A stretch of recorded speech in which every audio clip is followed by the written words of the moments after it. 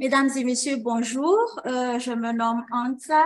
Je suis étudiante à la maîtrise en sciences de l'éducation à l'UQTR et j'ai le plaisir de vous présenter les résultats préliminaires de mes recherches dans le cadre de ma maîtrise qui consiste à une évaluation de programmes de formation technique et professionnelle dans un établissement à Madagascar sur la formation en génie rural.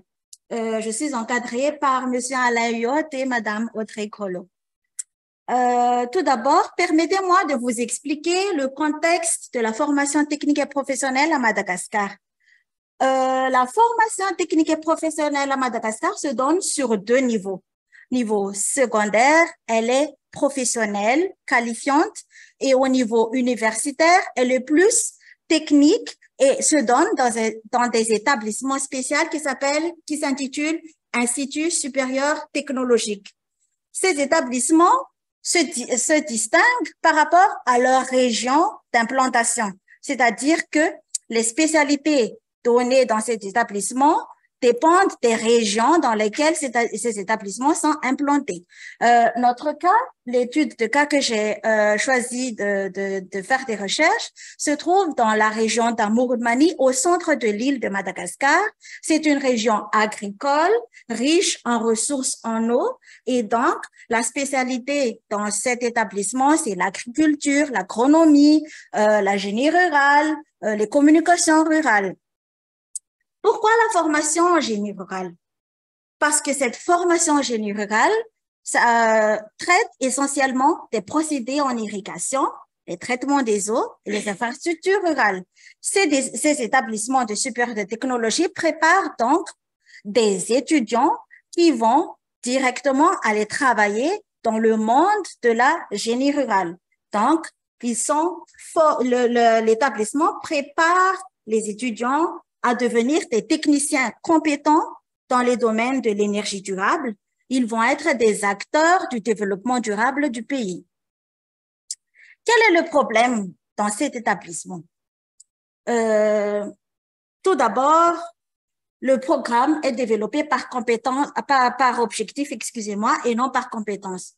Il y a aussi d'autres établissements, d'autres programmes qui sont développés par objectif.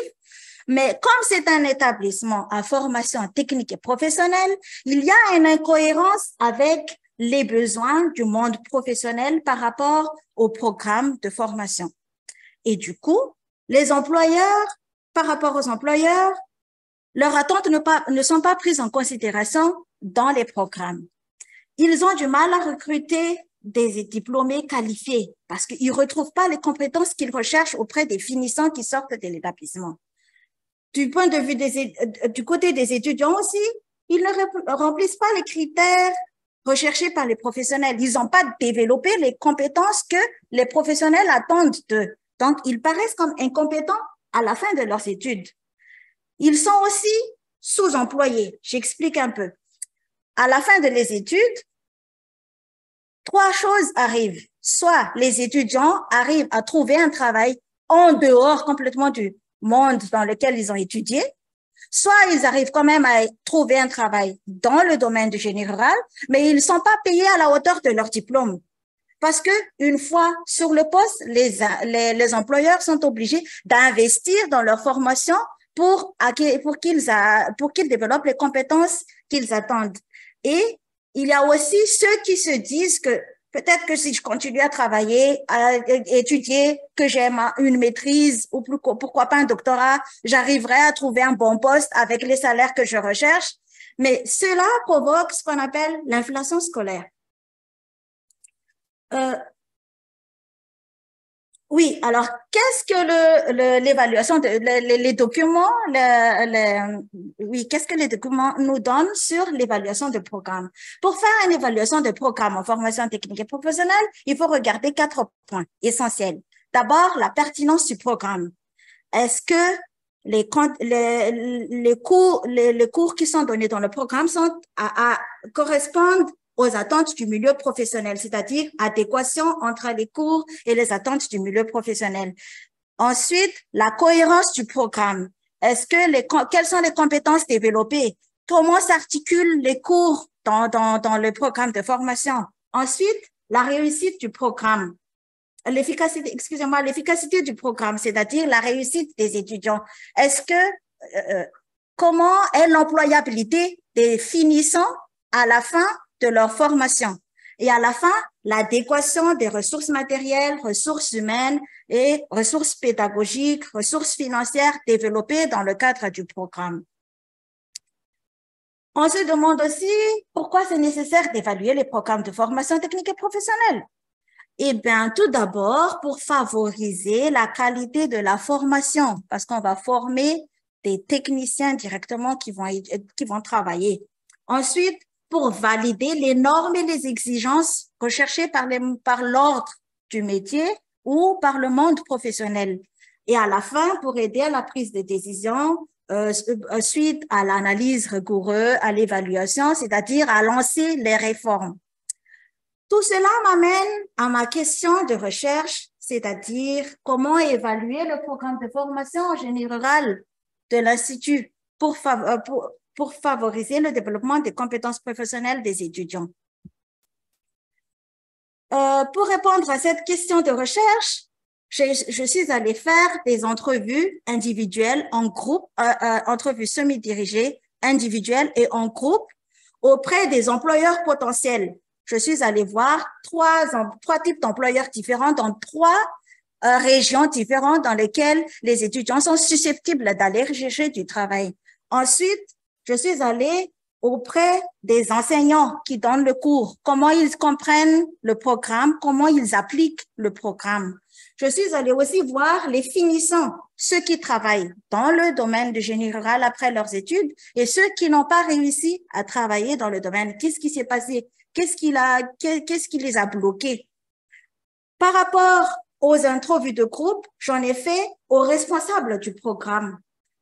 Comment ils ont géré, comment ils ont constitué le programme de formation, comment ils comprennent aussi, comment ils l'appliquent par rapport aux enseignants et aux étudiants qui sont encore actuellement en études. Il faut savoir que l'Institut supérieur de technologie, c'est l'équivalent entre le cégep et le baccalauréat universitaire au Québec. Et donc, il y a 3 niveaux, première année, deuxième année, troisième année, et l'entrevue de groupe avec les étudiants qui sont encore en études, j'en ai fait avec différents étudiants dans différents niveaux. De cette entrevue est ressorti plusieurs verbatims que j'ai analysés et 3 grands thèmes qui sont vraiment ressortis des entrevues. La pertinence du programme, la cohérence du programme et l'efficacité du programme. Par rapport aux pertinences du programme, qu'est-ce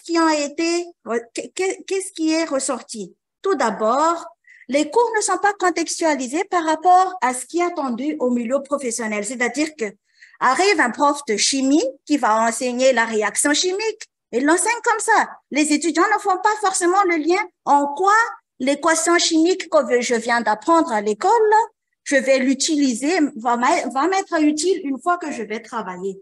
Ils font pas le lien forcément. Le prof n'explique pas aussi parce il y a aussi une confusion entre objectifs et compétences à développer.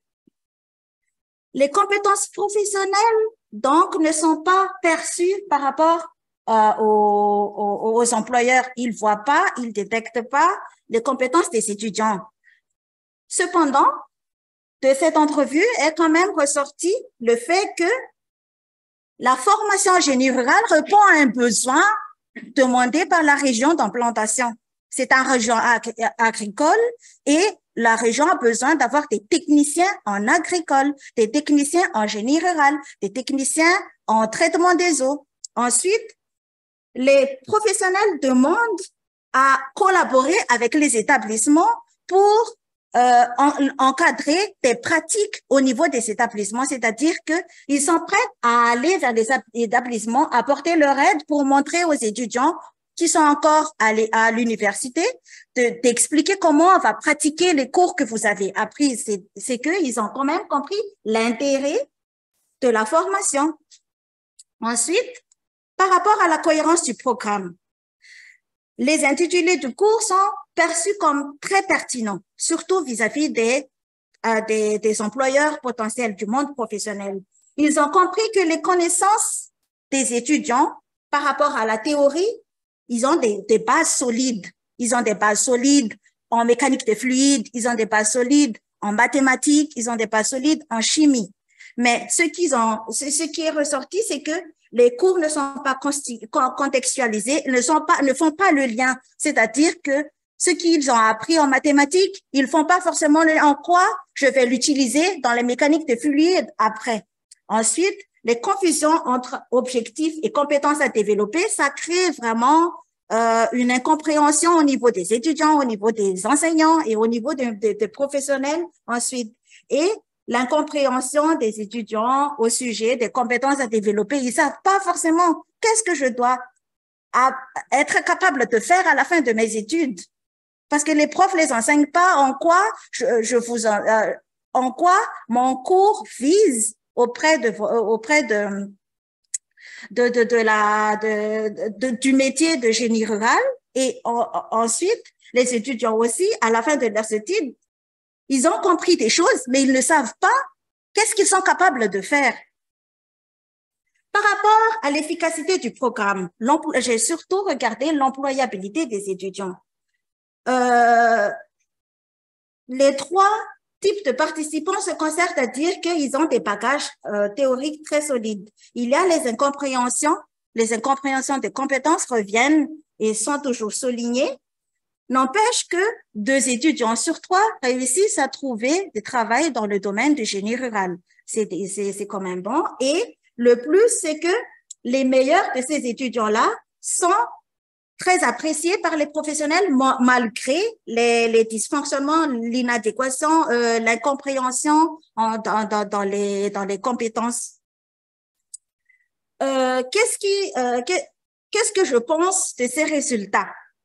Tout d'abord, je trouve que l'absence de référentiel de compétences, c'est-à-dire un socle commun de discussion pour les enseignants, pour les étudiants, pour les professionnels, a créé toutes les confusions sur les objectifs, les compétences à développer, les liens entre les cours. Ensuite, le manque de communication vers les professionnels, c'est-à-dire que lorsque les établissements de formation technique lancent ou créent un nouvel programme de formation, ils ne font pas appel aux professionnels du métier visé pour récolter les attentes ou leurs besoins dans le cadre du métier. Et ensuite, il est quand même ressorti que le programme actuel n'est pas tout mauvais. Il y a quand même une grande partie qui est bon et que il constitue une base perfectible pour créer un référentiel de compétences. Pour revenir à ma question de recherche, il faut donc effectuer une analyse des situations de travail, c'est-à-dire regrouper tous les employeurs potentiels du monde du génie rural et se concerter sur qu'est-ce qu'un technicien en génie rural doit être capable de faire ou quelles sont les tâches qu'ils vont demander aux techniciens en génie rural. Et ensuite, c'est les enseignants qui vont développer à partir de ces listes de tâches les compétences à développer et les cours qui vont viser à ces compétences professionnelles. Ensuite, il est quand même aussi nécessaire de faire une campagne de masse pour informer les futurs étudiants sur ce que c'est qu'un métier en génie rural, parce que il arrive que les étudiants arrivent comme ça. Je veux encore étudier à l'université. J'ai choisi formation en génie rural. J'aime bien. Je monte. Et ils ne comprennent même pas qu'est-ce qu'on attend de lui, qu'est-ce qu'il va faire, dans quel monde il va travailler ensuite. Et pour finir, le réforme du programme.